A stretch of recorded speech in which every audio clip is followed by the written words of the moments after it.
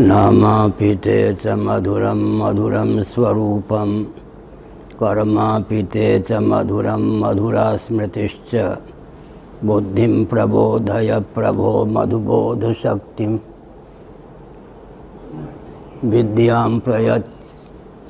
विद्यां प्रयच्छ परमां परिभावयामि। कोमलं कूजयन् वेणुं श्यामलोऽयं कुमारकः वेदवेद्यं परं ब्रह्म भासतां हृदये मम। कूजन्तं राम रामेति मधुरं मधुराक्षरम् आरुह्य कविता शाखां वन्दे वाल्मीकिकोकिलं। निगमकल्पतरोर्गलितं फलं शुकमुखादमृतद्रवसंयुतं पिबत भागवतं रसमालयं मुहुरहो रसिका भुवि भावुकाः। तृणादपि सुनीचेन तरोरपि सहिष्णुना अमानिना मानदेन कीर्तनीयः सदा हरिः। नारायणाखिलगुरो भगवन्नमस्ते शिवाय नमः। शिवलिंगाय नमः। तन्मे मनः शिवसंकल्पमस्तु सर्वे भवन्तु सुखिनः। श्रीमद्भागवत षष्ठ स्कंध अध्याय 18 श्लोक 1 से 9 पर्यंत।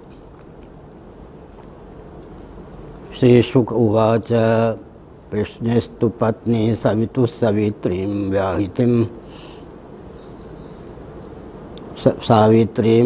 व्याहृतिं त्रयीम् अग्निहोत्रं पशुं सोमं चातुर्मास्यं महामखान्। नारायण। जैसा कि कल निरूपण चल रहा था, देश काल वस्तु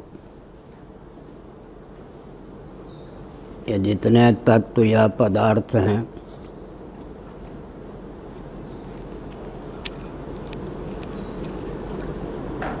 ये सब के सब अवतार दृष्टि से सगुण साकार होने में समर्थ हैं।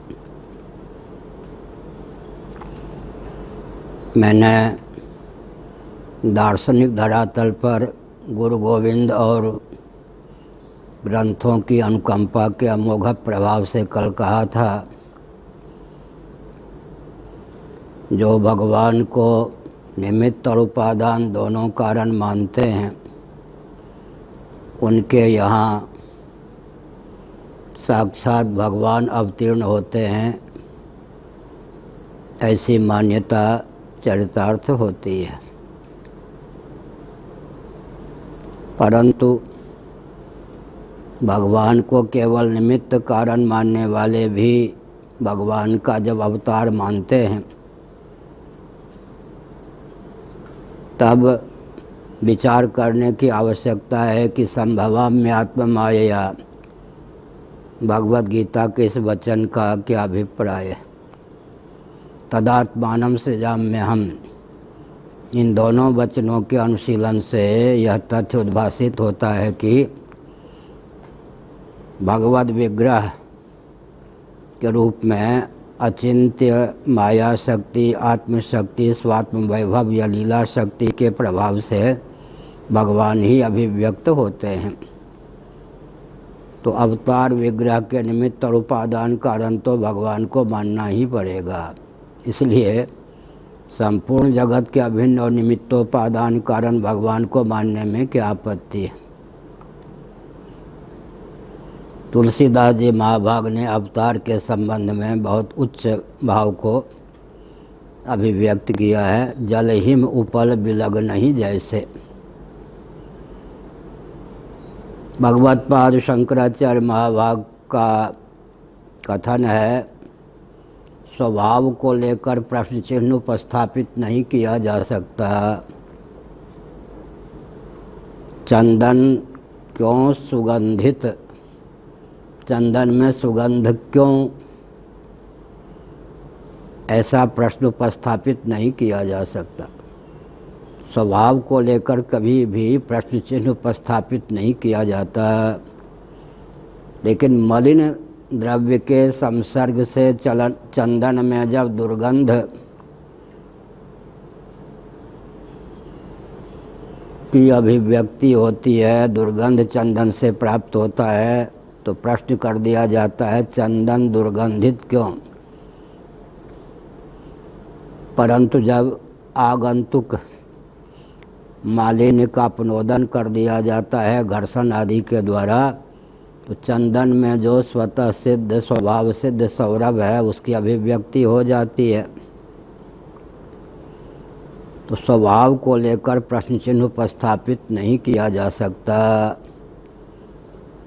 तो जल शीतल क्यों, ऐसा प्रश्न नहीं होता है, क्योंकि जल में स्वभावतः शैत्य है, परंतु वायु आदि के प्रभाव से जब जलगत शैत्य की प्रगल्भता हो जाती है, तब जल निसर्ग सिद्ध या स्वभाव सिद्ध अनागंतुक शैत्य की प्रगल्भता के फलस्वरूप हिम का रूप धारण कर लेता है। जल हिम उपल ओले पड़ते हैं, वो भी शीतल होते हैं, लेकिन जल ही विशेष परिस्थिति में उपल का रूप धारण कर लेता है। उपल हो हिम हो, इसका उपादान कारण तो साक्षात जल को ही मानना पड़ता है, और जलगत जो शैत्य है उसकी प्रगल्भता के फलस्वरूप जल ही उपल हिम का रूप धारण करता है। इसी प्रकार से भगवद विग्रह की अभिव्यक्ति में भगवत तत्व जो है वही उपादान कारण सिद्ध होता है। निमित्त कारण वो भी अवान्तर निमित्त कारण के रूप में हम अन्य किसी पदार्थ को मानते हैं, माया आदि को मानते हैं। इसलिए भगवत्पाद शंकराचार्य महाभाग ने श्रुति के एक वचन को अपरोक्षानुभूति में समुद्रित करते हुए लिखा, तद्वत् देहोपि चिन्मया। भगवान के श्री विग्रह को चिन्मय मानने में हमको संकोच है, लेकिन शंकराचार्य ने तो हमारे आपके शरीर के लिए भी कहा, तद्वत् देहोपि चिन्मयः। मिट्टी को मृत्तिका कहते हैं। मिट्टी से समुद्भूत जो घट होता है वो मृण्मय होता है। यही उदाहरण भगवत्पाद शंकराचार्य महाभाग ने दिया। इसका अर्थ क्या है? पंचभूतों के द्वार से चित धातु ही हमारे आपके शरीर के रूप में उल्लसित है। बस द्वार के रूप में हम पंचभूत को स्वीकार करते हैं, और वहाँ द्वार के रूप में विशुद्ध सत्वात्मिका माया को स्वीकार करते हैं। कार्योपाधिरयम् जीवः कारणोपाधिरीश्वरः। इस दृष्टि से विचार करें तो हमारे आपके शरीर के उपादान के रूप में भगवत तत्व ही उल्लसित हैं। तद्वत् देहोपि चिन्मयः। तेजो बिंदुपनिषद, वराहोपनिषद, महोपनिषद, अन्नपूर्णोपनिषद आदि का अनुशीलन करें तो एक तथ्य उद्भासित होता है। महायज्ञश्च यज्ञश्च ब्राह्मीयम क्रियते तनु मनुस्मृति का वचन है। भगवत्पाद आदि शंकराचार्य महाभाग को यह वचन बहुत ही प्रिय था। अपने भाष्य में उन्होंने उद्धृत किया। हमारे पूज्य गुरुदेव धर्म सम्राट स्वनामधन्य श्री करपात्र महाभाग अपने प्रवचनों के माध्यम से प्रायः इस मनुस्मृति के वचन को अधिकतर समुद्रित करते थे। महायज्ञश्च यज्ञश्च ब्राह्मीयम क्रियते तनु। महायज्ञों के द्वारा अंगन्यास के द्वारा, करन्यास के द्वारा, भूशुद्धि के द्वारा, भूत शुद्धि के द्वारा देहेंद्रिय प्राणांतःकरण में दिव्यता का आधान होता है या दिव्यता की अभिव्यक्ति होती है। शक्तिपात क्या है? शिव पुराण आदि में शक्तिपात का लक्षण दिया गया है। शक्तिपात के दो प्रभेद होते हैं। हम ऋषिकेश में बहुत रहे हैं, तो स्वर्गाश्रम से ऊपर दावानल का भी दर्शन किया है। हम मोक्षाश्रम में रहते थे, लक्ष्मण झूला के मार्ग पर। नैमिष का एक पवित्र संस्थान था वहाँ। तो दावानल में बाँस आपस में घिस जाते हैं वायु के योग से, वन में जो वृक्ष होते हैं उनकी शाखाएं वायु के योग से घिस जाएं, घर्षण के माध्यम से दावानल की अभिव्यक्ति होती है। एक शक्तिपात का यह स्वरूप है। अंतर्निहित अग्नि की परस्पर के संघर्षण से अभिव्यक्ति हो जाती है, और एक है कि बाहर से हम अग्नि का आधान कर देते हैं। क्यों? जो शास्त्र सम्मत यज्ञ होता है वहाँ पर तो काष्ठ के घर्षण से क्या करते हैं, अग्नि मंथन से अग्नि को प्रकट करते हैं। और सामान्य रीति से आजकल क्या करते हैं, ईंधन से भोजन बनाना हो तो पृथक से मैच बॉक्स दिया सलाई का उपयोग करके घर्षण के माध्यम से आग को प्रकट करते हैं, उछवा देते हैं, नारियल के छिलके आदि के माध्यम से प्रज्वलित कर देते हैं। तो बाहर से शक्तिपात और अभ्यंतर शक्तिपात, अंतर्निहित जो शक्ति है उसको अभिव्यक्त करने में विलंब की संभावना है। तो गुरु लोग अपनी ओर से संकल्प के बल पर शिष्य के हृदय में शक्ति का उद्रेक कर देते हैं। शक्तिपात का एक स्वरूप। दूसरा, अगर कोई धर्म के मार्ग पर, भजन के मार्ग पर चलता है तो धीरे धीरे स्वतः ही उसके देहेंद्रीय प्राणांतःकरण में दिव्यता का संचार होता जाता है। तो अपने आप शक्ति का उद्भव हो जाता है, दिव्यता का उद्भव हो जाता है। यह भी शक्तिपात का एक स्वरूप है। तो हमने एक संकेत किया। क्या संकेत किया कि तेजो बिंदु उपनिषद, महोपनिषद, अन्नपूर्णोपनिषद, वराहोपनिषद, योग वासिष्ठ, त्रिपुरा रहस्य, इन सब का अध्ययन करें, अनुशीलन करें तो जगत क्या है, चिदाश्रित है, चिदविलास है, चिन्मय है और चिन्मात्र है। बीच में एक शब्द मैंने जानबूझ के छोड़ दिया, चिदविवर्त। जगत चिदाश्रित है, चिदविलास है। वेदांती बीच में एक शब्द और सन्निहित करते हैं, चिदविवर्त है, और अंत में चिन्मात्र है। जगत चिदाश्रित है, चित तत्व परमात्मा तत्व के समाश्रित ही जगत है।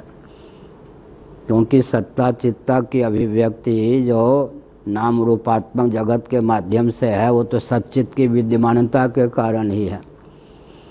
यत्र यत्र मनो याति, जहाँ जहाँ मन जाता है वहीं वहीं भगवत तत्व का दर्शन होता है। तदात्मन्येव वशं नयेत्।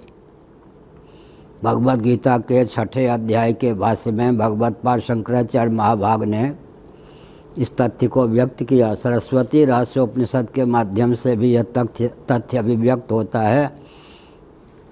अंदर हो या बाहर, जहाँ जहाँ तत्वज्ञ की मनोवृत्ति जाती है वहीं वहीं वो क्या करते हैं, सच्चिदानंद को प्रकट कर लेते हैं।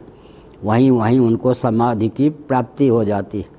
बाह्य समाधि, अभ्यंतर समाधि के भेद का वर्णन सरस्वती रहस्योपनिषद में है। और ये जो कश्मीरी शैवों के यहाँ इसकी बहुत महिमा है। तो किसी नाम रूप पर दृष्टि, हमने घट पर हमारी दृष्टि गई तो घट है, घट की प्रतीति हो रही है, यह घट हमारे लिए प्रिय है। तो सत्ता चित्ता की अभिव्यक्ति तो हर वस्तु के माध्यम से हो जाती है, लेकिन प्रियता की अभिव्यक्ति सर्वत्र नहीं होती। जिसमें जिसकी अनुकूल या महत्व बुद्धि होती है उस वस्तु या व्यक्ति के माध्यम से उसको प्रियता की स्फूर्ति होती है। इसका मतलब जगत चिदाश्रित है। और अंत में तुलसीदास जगचिद विलास को बूझत बूझत बूझे। जगत क्या है, चिद विलास है, चिद विलास। लेकिन को अधिकारी बिरले होते हैं। बिरले बिरले पाइए माया त्यागी संत। को माने हर व्यक्ति नहीं, कोई कोई, शास्त्रों में कोई। बूझत एक बार नहीं, बूझत बूझत बूझे। समझते समझते समझ पाता है कि जगत चिदविलास है। पहले तो जगत को चातुर्भौतिक मानना चाहिए।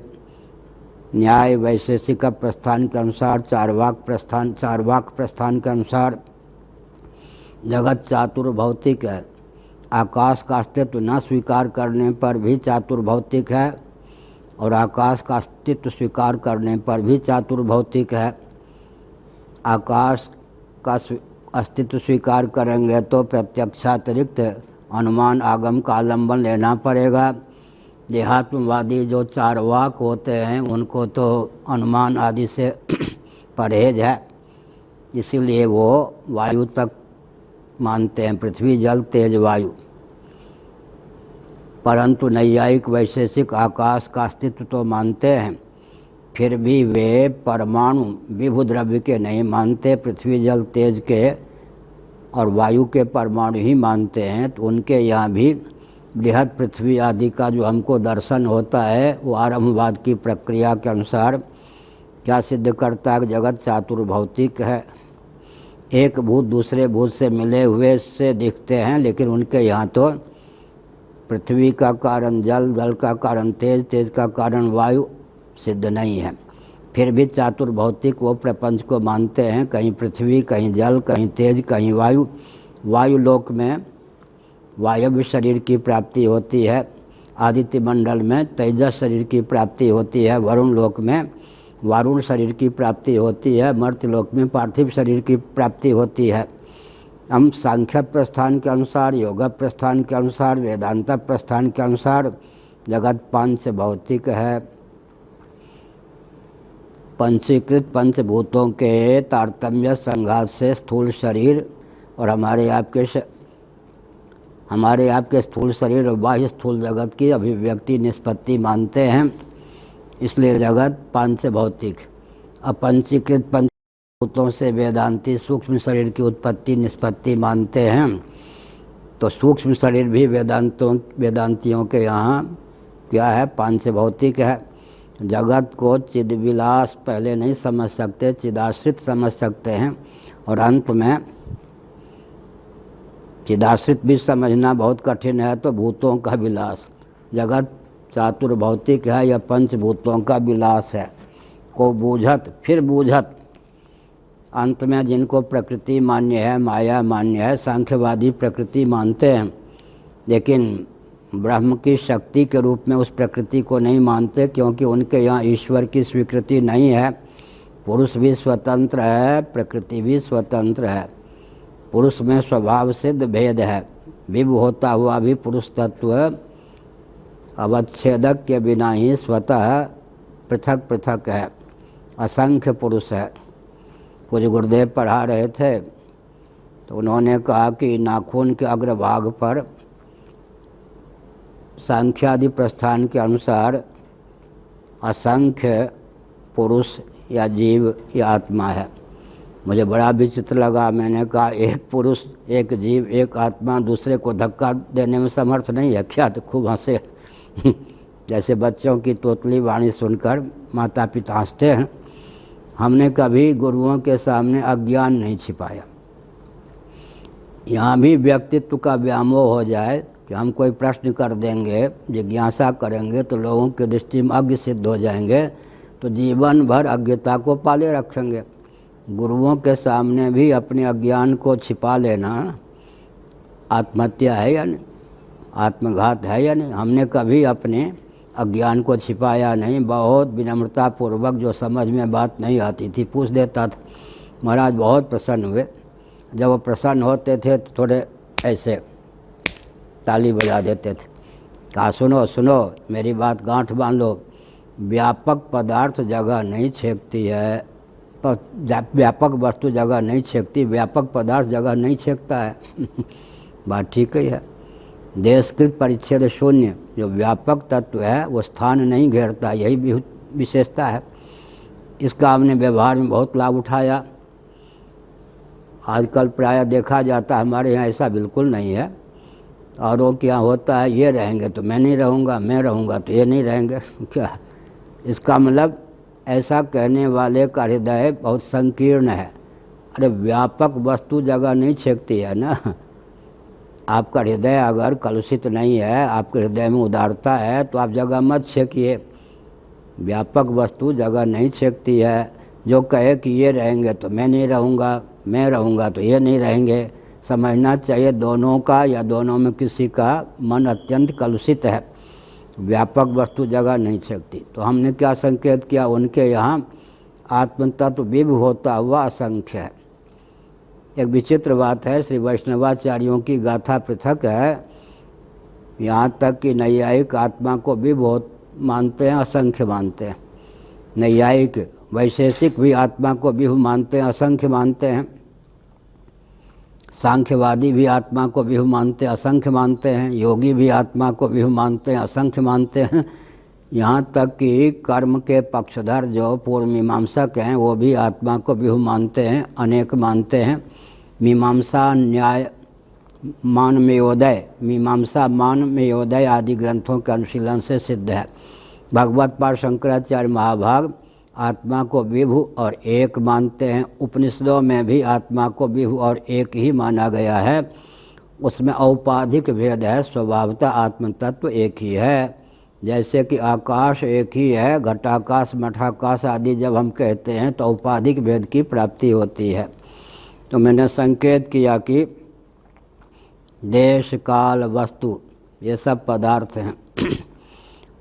जगत पहले भूतों का विलास है, यह समझना चाहिए। फिर अंत में जब प्रकृति का अस्तित्व मानते हैं उनके मत में क्या होगा, प्रकृति का विलास है। मायाम तो प्रकृति में विद्यात, वेदांतियों के यहाँ भी जगत प्रकृति का विलास है, लेकिन वो प्रकृति परमात्मा की शक्ति है, उसको हम माया भी कहते हैं। ब्रह्म शक्ति रेव प्रकृति ही निरालंबोपनिषद।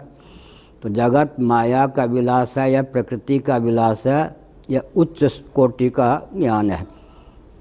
इसमें वैशेषिकों की दाल नहीं गलती, नैयायिकों की दाल नहीं गलती, चारवाकों की दाल नहीं गलती, सांख्यों की दाल गलती है, योगियों की दाल गलती है, वेदांतियों की दाल गलती है। तो जगत फिर क्या हो गया, तुलसीदास जगच्चिद विलास को बूझत बूझत अंत में बूझे। चिदधिष्ठित जो प्रकृति है वही तो जगत के रूप में उल्लसित है। मायाध्यक्षेण प्रकृति श्वेते सचराचरम हेतुना नेन कौन्तेय जगत विपरिवर्तते। परास्य शक्तिर्विविधैव श्रूयते स्वाभाविकी ज्ञान बलक क्रिया च। तो हमारे यहाँ जगत फिर क्या है, चिद विलास है। जगत चिदाश्रित है, चिद विलास है। लेकिन पहले जगत को क्या कहेंगे, भूतों का विलास, फिर प्रकृति या माया का विलास, फिर यह ज्ञान प्राप्त होगा कि जगत चिद विलास है। तुलसीदास जगत चिद विलास को बूझत बूझत बूझे। धीरे धीरे समझते समझते समझ में आता है कि जगत चिद विलास। अब एक शब्द है जो वैष्णव लोग प्रायः नहीं मानते, चिद विवर्त। वेदांती जगत चिदाश्रित है, चिद विलास है के आगे चिद विवर्त है ऐसा भी मानते हैं। चिद धातु का परिणाम नहीं है, माया का परिणाम है, इसलिए चिद विवर्त है। और अंत में चिद विवर्त होने के कारण विवर्त की स्वतंत्र सत्ता तो नहीं होती, अधिष्ठान की विवर्त विपरीत रूप में प्रतीति, अन्य रूप में प्रतीति का नाम ही तो विवर्त है। तो इसके लिए अंत में जगत क्या हो गया, चिन्मात्र हो गया। तुलसीदास जग चिद विलास को बूझत बूझत बूझे, परंतु यहाँ जगत चिदाश्रित है, जगत चिद विलास है, जगत चिद विवर्त है, जगत चिन्मय है। जो चिद विवर्त होता है वो चिन्मय होता ही है। जो चिन्मय होता है अंत में मयट प्रत्यय का जो प्रयोग होता है व्याकरण में, विकारार्थक होता है, प्राचुर्यार्थक होता है। यह तो प्रसिद्ध है। सामान्य वैयाकरण इतना ही जानते हैं कि मयट प्रत्यय का प्रयोग विकारार्थक और प्राचुर्यार्थक होता है। गंभीर दृष्टि से स्वरूपार्थक भी मयट प्रत्यय का प्रयोग होता है। प्रसंगानुसार मयट प्रत्यय का प्रयोग विकारार्थक, प्राचुर्यार्थक और स्वरूपार्थक होता है। जब हम मयट प्रत्यय का प्रयोग स्वरूपार्थक मानेंगे तो जगत चिन्ह मात्र होकर शेष रहेगा।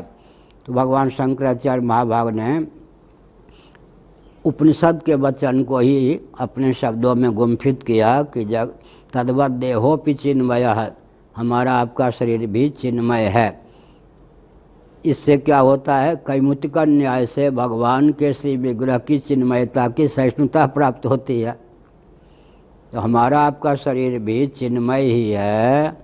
तब क्या कहना कि भगवान जो कि क्लेश कर्म विपाक आशय से सर्वथा परामृष्ट हैं। अविद्या काम कर्म के बिना ही, विद्या योग से, निज इच्छा से, आविद्यक काम के बिना ही, अन्योन्याध्यास मूलक काम के बिना ही स्वेच्छा से अवतीर्ण होते हैं। निज इच्छा निर्मित तनु। निज इच्छा का अर्थ क्या होता है? निज माने निज जन। भक्तों की इच्छा से कभी भगवान अवतीर्ण होते हैं, कभी स्वयं अपनी इच्छा से अवतीर्ण हो जाते हैं। निज इच्छा निर्मित तनु माया गुण गोपार। इसका अर्थ क्या हुआ? भगवान का श्री विग्रह चिन्मय है, इसको मानने में हमें क्या आपत्ति है? प्रामाणिक दृष्टि से विचार करने पर हमारा आपका भी जो शरीर है वो चिन्मय ही सिद्ध होता है। तद्वत देहोपि चिन्मय। द्वार के रूप में क्या है? यहाँ पंचभूत है, भगवत विग्रह में द्वार के रूप में विशुद्ध सत्वात्मिका केवल प्रकृति या माया है। स्वात्म वैभव है, आत्मयोग है, कोई भी शब्द कह दें। भगवदीय स्वात्म वैभव शब्द का प्रयोग वल्लभाचार्य महाभाग अधिक करते हैं। आत्मयोग शब्द का प्रयोग श्रीमद् भागवत में आया ही है, किया गया है। इस प्रकार से तो हमने संकेत किया कि विचार करें तो जगत के रूप में सच्चिदानंद स्वरूप भगवत तत्व की ही अभिव्यक्ति है। इस ढंग से विचार करने पर शक्तिपात अपने आप पूर्ण हो जाता है। जब हम विचार करेंगे कि हमारा शरीर और ये दरी भी, चटाई भी, खटाई भी, मिठाई भी, सब कुछ क्या है? चिदाश्रित है। फिर ध्यान करते करते विचार करेंगे तो चिदविलास है, फिर चिदविवर्त है, चिन्मय है या चिन्मात्र है। तो जगत चिदाश्रित है, चिदविलास है, अंत में चिन्मय मान लें, चिद और चिन्मात्र है। इस दृष्टि से विचार करने पर शक्तिपात है या नहीं? देहेंद्रीय प्राणांतकरण में दिव्यता का आधान हो जाता है। जिसका जो उपादान है उस वस्तु को, उस उपादान का कार्य समझने पर दिव्यता का संपादन हो गया या नहीं? घट को मृण्मय समझा, घट को मृण्मय समझा तो उपादान कारण का बोध भी हो गया या नहीं? मृण्मय। इसी प्रकार उपादान के उपादान के उपादान पर विचार करेंगे तो चरम उपादान कौन सिद्ध होगा? चिद धातु, चित तत्व, चिदात्म तत्व ही जगत का उपादान कारण सिद्ध होगा। तो हमारा आपका शरीर पंचभूतों के द्वार से क्या हो गया? चिन्मय हो गया। पंचभूतों के द्वार से भी चिद धातु ही शरीर के रूप में परिलक्षित। इसके लिए स्वप्नावस्था का अनुशीलन करना चाहिए। तो हमने संकेत किया कि स्वप्नावस्था में जो एक शरीर है अज्ञतावश सदा तद्भाव भाविता, उसी में हमारी आत्मबुद्धि होती है। और जिनको स्वप्नावस्था का रहस्य प्राप्त नहीं है, नींद टूट जाने पर भी ये नहीं समझ पाते कि स्वप्नावस्था में जितने स्थावर जंगम प्राणियों के शरीर थे वे ही नहीं, उनके उपादानभूत पृथ्वी जल तेज वायु आकाश भी हम ही बने थे। मनोयोग से आत्म चैतन्य ही स्वप्नावस्था में पृथ्वी जल तेज वायु आकाश दिक् काल समस्त स्थावर जंगम प्राणी, उसमें जिसको हम अपना शरीर समझते हैं उसके रूप में भी उल्लसित विलसित होता है। तो यहाँ भी विचार करें तो जैसे योग से मन के द्वार से आत्म तत्व ही स्वप्न प्रपंच के रूप में उल्लसित होता है, ऐसे ही विद्धि माया मनोमयम। श्रीमद् भागवत के 11 स्कंद का वचन है, विद्धि माया मनोमयम। ईश्वर की सृष्टि की मायामयता मान्य है, जीव सृष्ट द्वैत प्रपंच की मनोमयता मान्य है। हमारे पास माया नहीं, हम कार्योपाधिक जीव हैं, तो हमारे पास माया के प्रतिनिधित्व के रूप में मन, माया का प्रतिनिधित्व किसको प्राप्त है? माया का प्रतिनिधि कौन है? मन। हमारा स्वप्न मनोमय है, भगवान के पास माया है, हमारे पास मन है, लेकिन मन में भी बहुत भवन सामर्थ्य सन्निहित है। तादात्म्यापत्ति जिसका हम चिंतन करते हैं तद्रूप मन हो जाता है मनोयोग से। तादात्म्यापत्ति ही सर्वसिद्धि का मूल है। योग दर्शन में विभूतिपाद है, 11 स्कंद श्रीमद् भागवत में विभूतियों का वर्णन है। और सात्यायनी उपनिषद जो है उसमें बहुत से सूत्र ऐसे हैं जिनको योग दर्शन में उद्धृत किया गया। 192 सूत्र जो योग दर्शन में हैं उनमें अधिकांश सूत्र ज्यों के त्यों उपनिषदों में प्राप्त हैं। जिनको उपनिषदों का अध्ययन नहीं प्राप्त है वो समझते हैं कि ग्रंथकार की स्वतंत्र रचना वो है। उसमें बहुत से सूत्र तो हमारे पास हैं तो सीधे उपनिषदों से ज्यों के त्यों लिए गए। तो उपनिषदों में भी जो सिद्धियों का वर्णन है उसके मूल में क्या है? मन में बहुभवन सामर्थ्य संपन्न है तादात्म्यापत्ति के बल पर। एक बार मन घटाकार हुआ, दूसरी बार पटाकार हुआ, तीसरी बार स्त्री के आकार का हुआ, चौथी बार देवाकार हो गया, ऐसे ही फलाकार हुआ, पुष्पाकार हुआ, सबके संस्कार मन में जमा हो जाते हैं। तो अंत में क्या हुआ? एक एक वस्तु में तादात्म्यापत्ति। तो लाखों वस्तुओं में कालक्रम से मन की तादात्म्यापत्ति होती है, तद्रूपता होती है, वो सब संस्कार मन में सन्निहित हो जाते हैं। तो इस तादात्म्यापत्ति के बल पर मन में बहुभवन सामर्थ्य सिद्ध है। उस बहुभवन सामर्थ्य की आंशिक अभिव्यक्ति स्वप्नावस्था में होती है। एक बार पूज्य गुरुदेव एक बार संयोग सदा 2-3 दिन संयोग सदा घूम के आ रहे थे तो कार चलाने वाले सज्जन थे और मैं था आगे, महाराज पीछे की सीट पर बैठे थे। तो मैं महाराज की ओर ही, थोड़ी दूर की यात्रा थी 10 किलोमीटर की, तो महाराज की ओर ही मुख करके बैठा था। तो महाराज ने पूछा, हाँ बताओ, सिद्धि का रहस्य बताओ। हमने केवल एक वाक्य में सिद्धि का रहस्य बताया, बहुत प्रसन्न हुए, आशीर्वाद दिया उन्होंने। तो मन में बहुभवन सामर्थ्य है, इसका अर्थ क्या हुआ? हमने एक संकेत किया कि कल त्रिशिखित ब्राह्मणोपनिषद के अनुसार प्रतिपादन किया गया कि अगर हम किसी वस्तु को साकार नहीं मानते हैं तो अंत में वो वस्तु है इसमें क्या प्रमाण, और चेतन है इसमें क्या प्रमाण? चेतन हो और अभिव्यक्त न हो, चेतन हो और अभिव्यक्त न हो तो चेतन है इसमें क्या प्रमाण? इसलिए अंत में जितने तत्व हैं सबको सगुण साकार भूमि में हम क्या समझते हैं? सगुण साकार भूमि में आकार युक्त, साकार माने आकार युक्त, रूप युक्त समझते हैं। यही तंत्र शास्त्र की उपनिषदों की, श्रीमद् भागवत आदि की विशेषता है। दर्शन शास्त्र को जो ठीक से नहीं समझेगा, दर्शन के जो सिद्धांत हैं वे ही सृष्टि के रूप में अभिव्यक्त हैं और वे ही इतिहास भी बनते हैं। यहाँ इतिहास का वर्णन है या अध्यात्म का वर्णन? बिल्कुल अध्यात्म है। दर्शन का सिद्धांत यहाँ पर इतिहास बन गया, ये कोई आख्यायिका नहीं, कल्पित नहीं। एक विचित्र बात है, देश के अधिदैव को, काल के अधिदैव को, वस्तु के अधिदैव को जन्म दे देना, लाला लाली बना देना, कितनी उत्कृष्ट बात है। इस अध्याय का अध्ययन करने पर रोंगटे खड़े हो जाते हैं कि हमारे पूर्वज कितने मर्मज्ञ थे कि वो देश के अवयव को, काल के अवयव को, वस्तु के अवयव को भी लाला लाली बेटा बेटी बनाने में समर्थ है। तो वो कितने उच्च कोटि के होंगे। जैसे अग्नि का वंश चलता है तो अंगिरा महर्षि अग्नि के ही तो अवतार माने जाते हैं ना।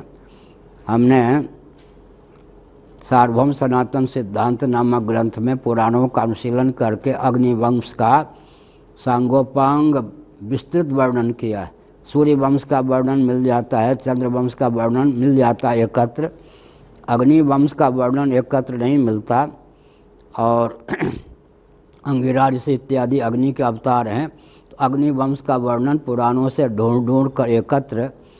तो इसका अर्थ क्या है? हमारे यहाँ देश का भी अवतार है, काल का भी अवतार है, वस्तु का भी अवतार है, दिग्भेद, प्राची दिक्, प्रतीची दिक् इत्यादि। महाभारत में अष्टावक्र का वर्णन है, वहाँ दिक् की अधिष्ठात्री देवी सगुण साकार होकर विद्यमान है, कई रूपक नहीं है। ये सचमुच में दिक् के अधिष्ठात्री देव, काल के अधिष्ठात्री देव, वस्तु के अधिष्ठात्री देव अवतीर्ण होते हैं। कल मैंने कहा पांचों पांडव क्या हैं? पंचभूतों के अवतार हैं। धर्मावतार कौन है? युधिष्ठिर।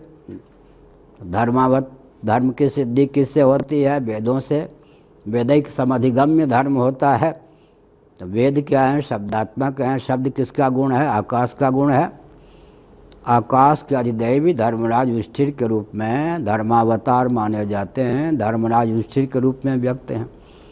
वायु के अवतार भीमसेन नहीं, वायुनंदन उनको कहते ही हैं। तो वायु के अधिदैव किसके रूप में व्यक्त हैं? भीमसेन के रूप में। इंद्र तेज के देवता हैं, विद्युत के देवता का नाम इंद्र है। तो तेज के जो अधिदैव हैं वे किसके रूप में? अर्जुन के रूप में व्यक्त हैं। और जल और पृथ्वी, नकुल और सहदेव छोटे थे, नकुल बड़े। तो जल के अधिदैव नकुल के रूप में, पृथ्वी के अधिदैव सहदेव के रूप में व्यक्त हैं। अब राजा पांडु कितने उत्कृष्ट होंगे, उनकी पत्नी माद्री कुंती और माद्री कितनी दिव्य होगी कि जिसने पंचभूतों के अधिदैव को गर्भ के रूप में धारण किया और उनको लाला के रूप में जन्म दे दिया, पुत्र के रूप में जन्म दे दिया। युधिष्ठिर के रूप में, भीम के रूप में, अर्जुन के रूप में, कुंती के पुत्र हुए, माद्री के पुत्र नकुल सहदेव के रूप में हुए। ये सब देवियाँ कितनी दिव्य होंगी। और पांडु राजा भी सामान्य होंगे क्या? पृथ्वी जल तेज वायु आकाश के अधिदैव को अपना पुत्र बना देना सामान्य बात तो नहीं है ना। इसीलिए दुर्वासा ऋषि ने दिव्य दृष्टि से देखा, ये जो पृथा नाम की कन्या है, कुमारी कन्या, कुंती के बचपन का नाम, लार पार का नाम था पृथा, इसलिए पार्थ कहते हैं पांडवों को, अर्जुन को पार्थ। अपार्थ माने अदक्ष, पार्थ माने दक्ष। अब पार्थ का अर्थ होता है पृथा पुत्र। कुंती के बचपन का नाम, लार प्यार का नाम पृथा था। कुंती भोज ने गोद लिए इसलिए कुंती इस ढंग से है। तो दिव्य दृष्टि से दुर्वासा ऋषि ने समझ लिया कि अपने पति से साक्षात अपने पति से पुत्र का योग इसको प्राप्त नहीं है, लेकिन देवताओं का अनुग्रह से यह पुत्रवती हो सकती है। वो दुर्वासा ऋषि तो क्रोधी ठहरे। ऋषि लोग क्रोधी हों या सौम्य, अनुग्रह करते हैं, वो अनुग्रह विग्रह होते हैं। क्रोधी व्यक्ति को निभाने वाला कितना शांत चाहिए। क्रोधी व्यक्ति पात्रता का अंकन करा देता है या नहीं। हमारे क्रोध को सह लेने में जो समर्थ है उसकी अधिकार संपदा ऊंची होगी या नहीं। दुर्वासा ऋषि गए, चातुर्मास के दिन आ रहे हैं। मैं दुर्वासा हूँ, दुर्वासा बहुत क्रोधी हूँ, क्रोधी जगत प्रसिद्ध क्रोधी हूँ। दूर्वासा, दूर्वा ही पाता हूँ। दुर्वासा वास, मलिन कपड़े धारण करता हूँ, बंठन का नहीं रहता। दो अर्थ है।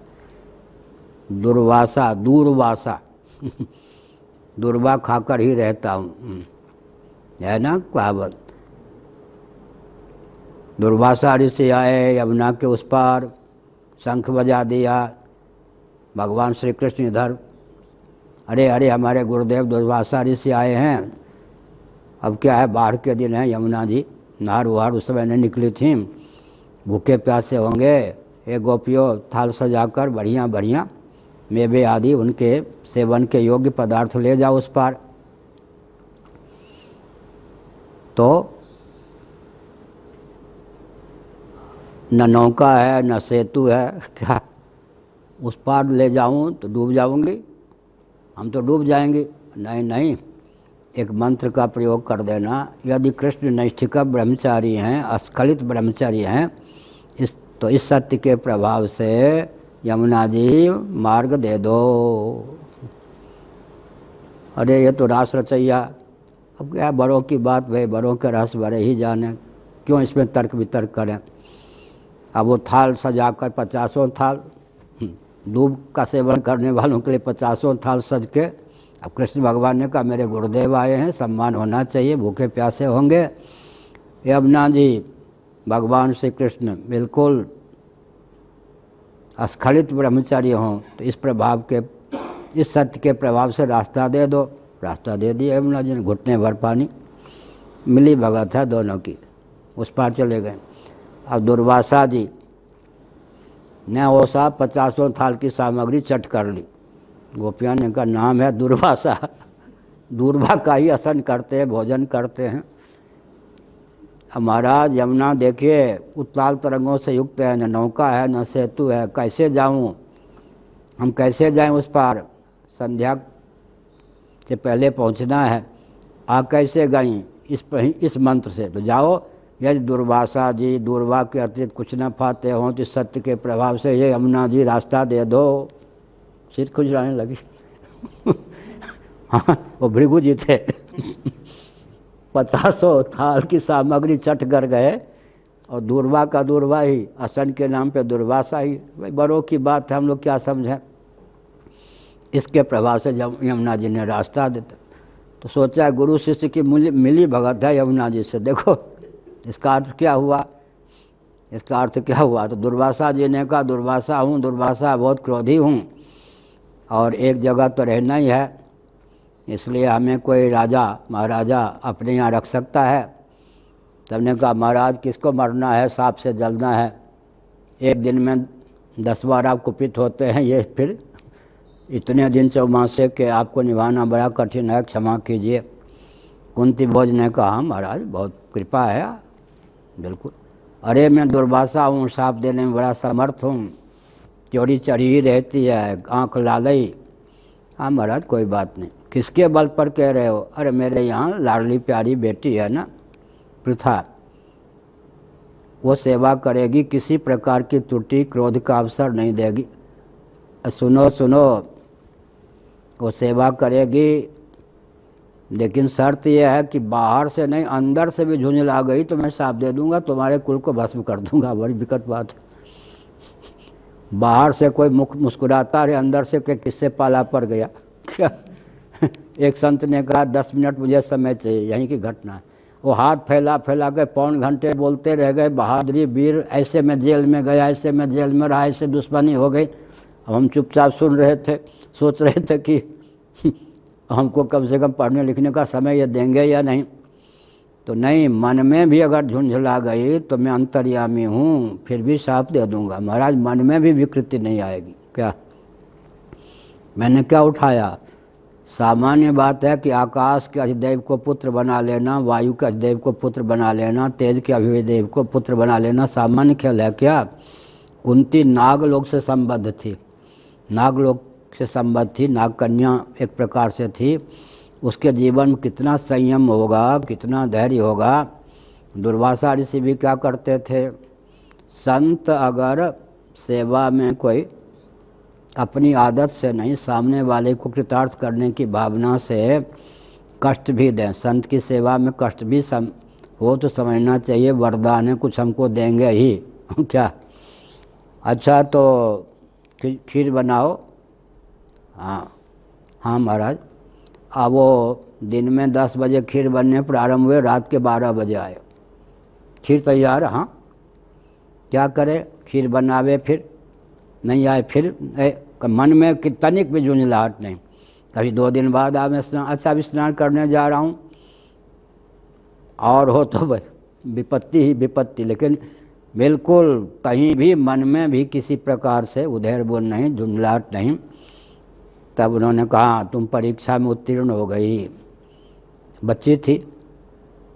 तो उन्होंने कहा एक ऐसा मंत्र देता हूँ जिस अथर्व से संबद्ध वह मंत्र है, वहाँ महाभारत में लिखा मंत्र नहीं दिया गया। बलाति बला का वर्णन वाल्मीकि रामायण में है, विद्या नहीं दी गई। मंत्र को कितना गोपनीय रखा गया है। अथर्व से संबद्ध मंत्र है ये तो कहा गया, लेकिन महाभारत काल ने उस मंत्र का उल्लेख नहीं किया। बलाति बला हमको मालूम है सावित्री उपनिषद में है, वाल्मीकि रामायण में तुलसीदास जी ने जासे लाग न भूखा क्षुधा पिपासा, लेकिन बलाति बला मंत्र न रामचरितमानस में है न वाल्मीकि रामायण। मुझे मालूम है आरंभ से, वर्षों से मैं रोज़ पाठ करता हूँ। एक बार वो है सावित्री उपनिषद का एक अंश है, बला अति बला, विद्या है वो, मंत्र है वो। ऐसे ही कौन सा मंत्र कुंती को दिया ये नहीं, मंत्र को गुप्त रखा है वेदव्यास जी ने। मंत्र को चिल्लाने की चीज़ नहीं है, मंत्रणा और मंत्र को जो चिल्लाता है वो भ्रष्ट हो जाता है मार्ग से। दूसरी बात है कि काल को बड़ा गुप्त रखा है किसने, महाभारत ने। महाभारत युद्ध हुआ होगा तो किसी दिन गीता का उपदेश तो हुआ होगा। कौन सी, माने युद्ध के प्रारंभ में प्रवृत्ति शस्त्र संपाते, वो कौन सी तिथि थी, नहीं है, महाभारत में नहीं है। नीलकंठ जी आदि ने अनुमान लगाया, ज्योतिष के बहुत बड़े विद्वान महाभारत पर टीका लिखने वाले, वो भी जो तिथि निकाल पाए उसका मैंने खंडन किया है। महाराज ने उस ग्रंथ को बार बार सुना, अरे इतने बड़े ज्योतिषी महाभारत पर टीका लिखने वाले नीलकंठ का भी तुमने खंडन कर दिया, कैसे खंडन किया बताओ। तो एक बहुत बड़े काशी के ज्योतिषी थे नेपाल परंपरा के, एक मार्कंडेय ब्रह्मचारी हमारे गुरु भाई, अनाध्याय के दिन में उनको महाराज बैठाते थे। ये जो हमारा एक ग्रंथ है गीता जयंती भीष्मोत्क्रांति,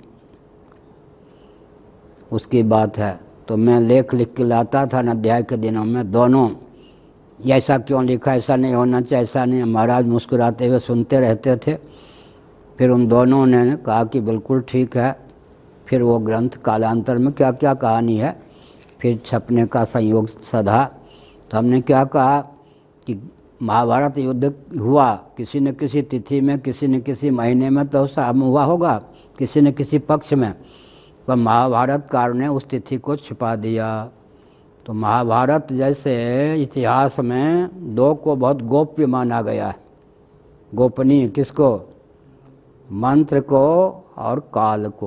काल माने किस तिथि में कौन सी घटना घटी, इस काल को भी गुप्त रखा है। महाभारत युद्ध हुआ ऐतिह्य तथ्य है। अब गीता जयंती मनाते हैं मार्गशीर्ष शीर्ष शुक्ल एकादशी, कैसे निकालते हैं, कैसे कितने पापड़, रात के 2:30 बजे तक 6 महीने हमने परिश्रम किया है, तब जाकर वो तिथि निकाल पाने में समर्थ हुए। ज्योतिष का ग्रंथ और क्या क्या देख के बहुत रात के 2:30 बजे तक हमने परिश्रम किया वृंदावन में, तब जाके वो ग्रंथ पूरा हुआ। तो हमने एक संकेत किया, तो मंत्र को गुप्त रखा गया।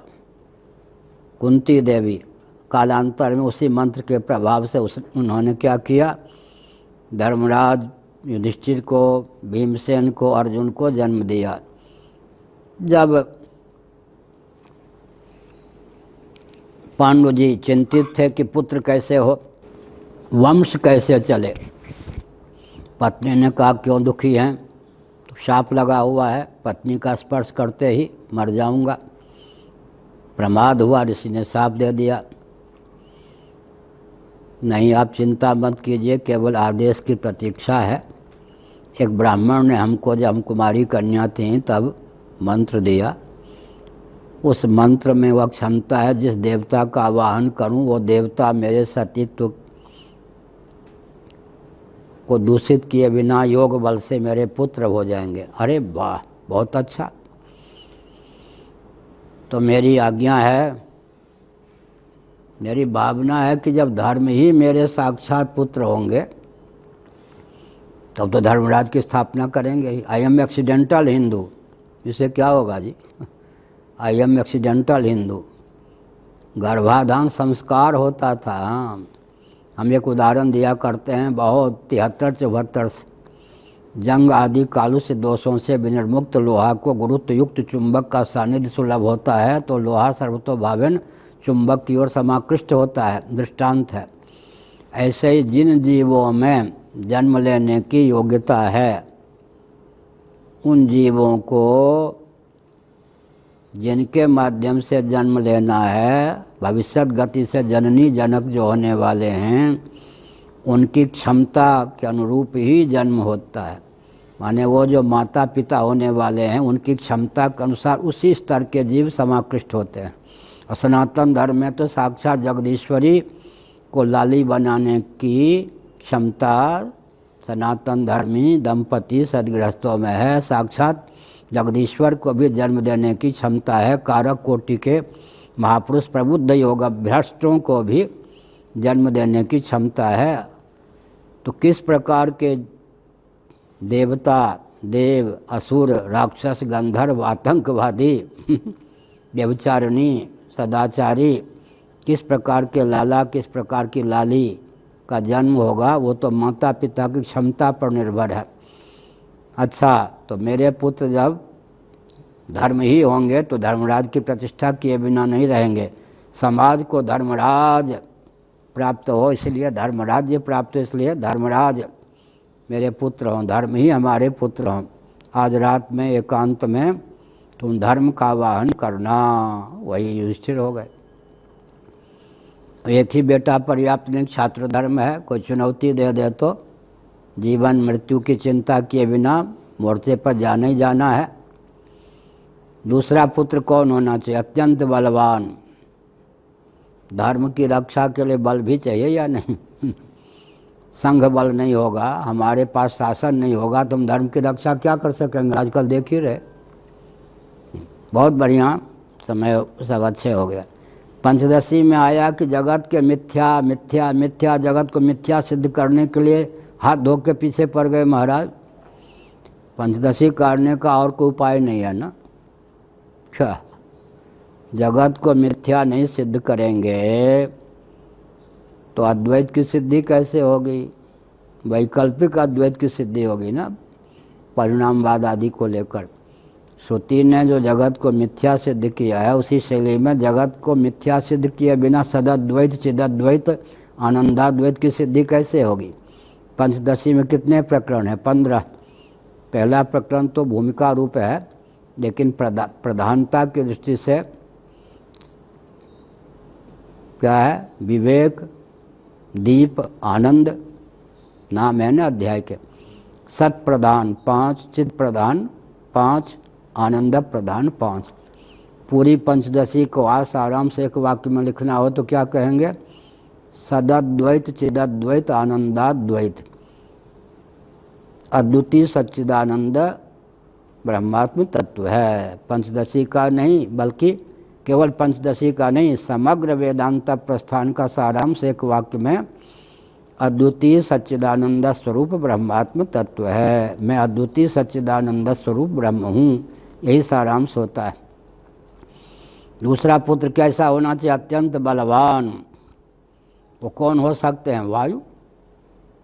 वायु देवता का वाहन करो।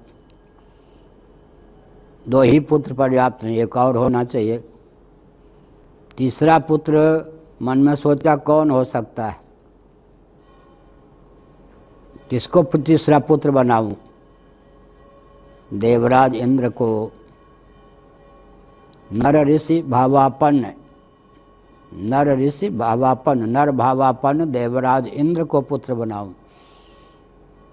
तो एक बहुत विचित्र बात है, देवराज इंद्र को कोई पुत्र बनाना चाहेगा, विष्णु भगवान को कोई पुत्र बनाना चाहेगा, तब तो कहने हैं क्या देवराज इंद्र भी अगर किसी का पुत्र होंगे तो सामान्य माँ के गर्भ से उत्पन्न होंगे क्या? सामान्य पिता के द्वारा उत्पन्न होंगे क्या? 1 वर्ष तक सूर्योदय से सूर्यास्त तक एरी ऐसे पाँव करके हाथ उठा करके जप करते रहे, तब जाकर इंद्र प्रकट हुए। उन्होंने वरदान दिया।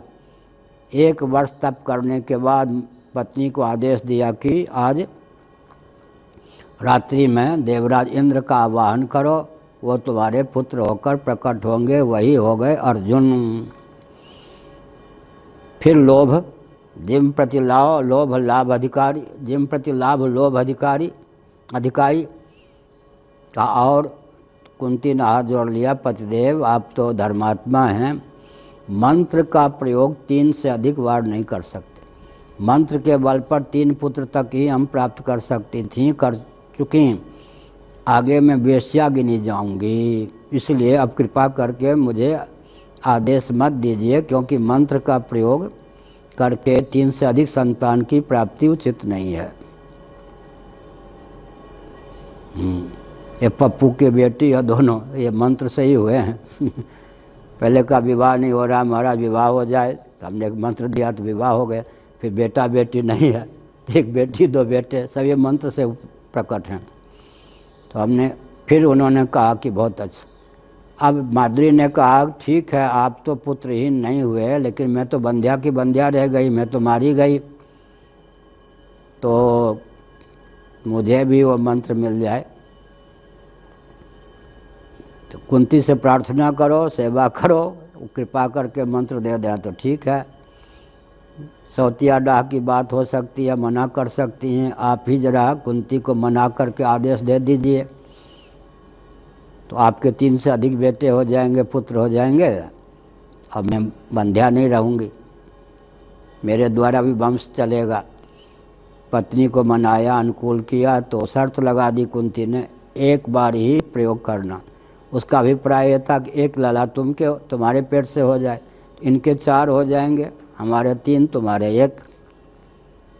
बहुत चतुर थी, सत्संग किया था उसने, सोचा कि 3-4 का वाहन करूं तो बात ठीक वो चिढ़ जाएंगी, एक से ही काम चलना नहीं। अश्विनी कुमार कहे जाते हैं, एक हैं दो, नासत्य दस्र अश्विनी कुमारों के नाम है, नासत्य और दस्र हैं 2 गिने जाते, एक अश्विनी कुमार कहने पर लगता एक नाम है ना, तो व्यक्ति 2 हैं। मंत्र का आवाहन कर, मंत्र का प्रयोग किया, अश्विनी कुमार पुत्र हों, वही नकुल सहदेव के रूप में प्रकट हो गए, वो जल और पृथ्वी के अधिदैव हैं। तो मैंने संकेत किया अब तक इतनी भूमिका क्यों बनाई कि हमारे यहाँ पृथ्वी, जल, तेज, वायु, आकाश के अधिदेव भी लाला होकर, पुत्र होकर जन्म ले सकते हैं, कालावयव भी जन्म लेते हैं, तिथियां भी जन्म लेती हैं। कालावयव तिथि, पूर्णिमा, अमावस्या, इन सब का वर्णन आएगा, केवल नाम आएगा, मैं संकेत कर दूंगा। और यहाँ तक कि वेद भी जन्म लेते हैं, शब्द का भी अवतार होता, अर्थ का भी अवतार होता है।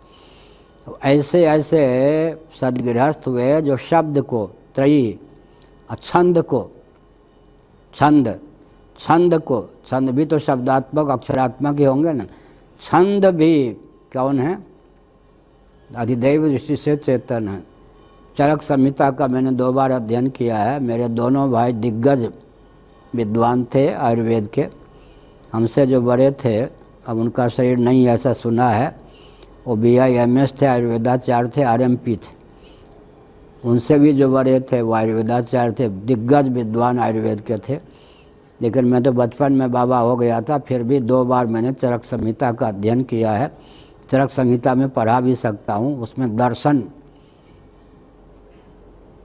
एक ही ग्रंथ हमको मिला जिसमें वैशेषिक दर्शन और वेदांत दर्शन का सामंजस्य हो।